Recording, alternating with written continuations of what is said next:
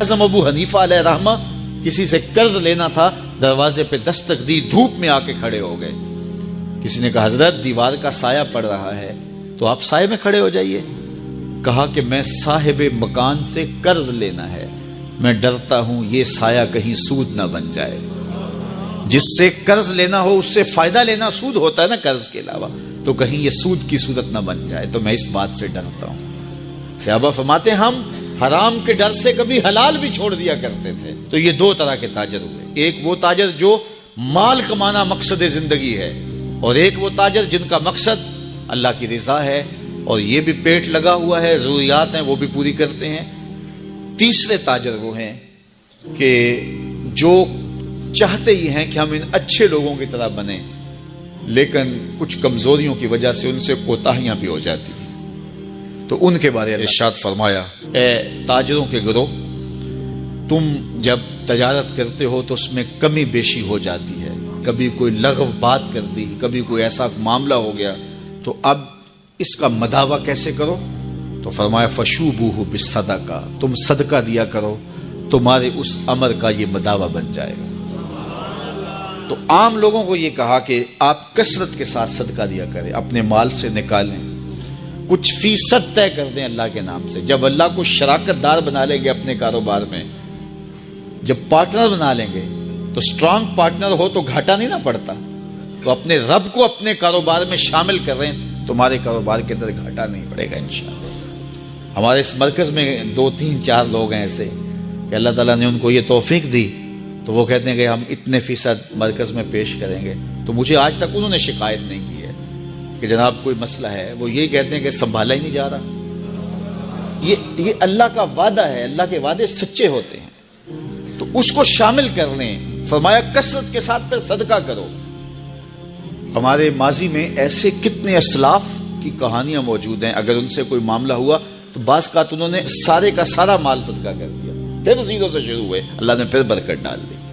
بعضوں نے آدھا مال صدقہ کر دیا۔ تو اللہ کی راہ میں جب صدقہ کرو گے تو پھر برکت ہوگی، رحمتوں کا نزول ہوگا۔ کاروبار کے اندر کبھی کھو نہ جائیں کہ اپنے رب کو بھول جائیں۔ جب اللہ کے محبوب علیہ السلام کے صحابہ تابعین مدینہ المنورہ کی گلیوں میں بازاروں میں کاروبار کرنے لگے، حضور کا وصال ہو گیا، پھر کاروبار کی طرف جب توجہ بڑھنے لگی، ایک دن حضرت ابو ہریرہ رضی اللہ تعالی عنہ مسجد نبوی سے باہر نکل کے آئے اور بازار مدینہ میں گئے اور کہا کہ اے تاجروں، تم یہاں بیٹھے ہوئے ہو، مسجد نبوی میں حضور کی وراثت تقسیم ہو رہی ہے، اور اپنا حصہ وہاں جا کے لو۔ سارے گئے، دیکھا تو وہاں کچھ لوگ بیٹھ کے پڑھا رہے تھے، تو واپس آ گئے۔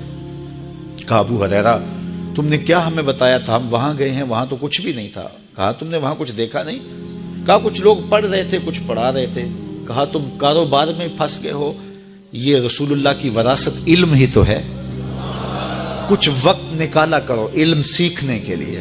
میں کہتا ہوں یہ 8 دن کے بعد جو جمعۃ المبارک کا موقع آپ کو ملتا ہے، اس کو اہتمام سے پڑھا کرو۔ ہمیں حکم دیا گیا بازار میں دیر سے جاؤ، جلدی واپس آؤ، مسجد میں جلدی جاؤ، دیر سے واپس آؤ۔ یہاں جتنی جلدی آؤ گے اتنی برکتیں ہوں گی۔ یہاں بیٹھنا بھی عبادت ہے، سانس لینا بھی عبادت ہے۔ تو کم از کم جمعے کا یہ جو اجتماع ہوتا ہے، جمعے کے مواقع ہوتے ہیں، آپ جہاں بھی پڑھتے ہیں یہاں آنا چاہیں تو یہ تو ایک تربیتی نشست ہوتی ہے کسی نہ کسی موضوع پہ، اور بر وقت آئیں، سنیں، بیٹھیں تو سیکھنے کو بہت کچھ ملے گا۔ تو یہ برکتیں ہیں، تو کچھ وقت ضرور نکالا کرو، کچھ لمحے نکالا کرو۔ اللہ جل شانہ ہم سب کو رزق حلال، رزق وسیع، رزق فراواں، رزق مبارک، رزق سہل عطا فرمائے۔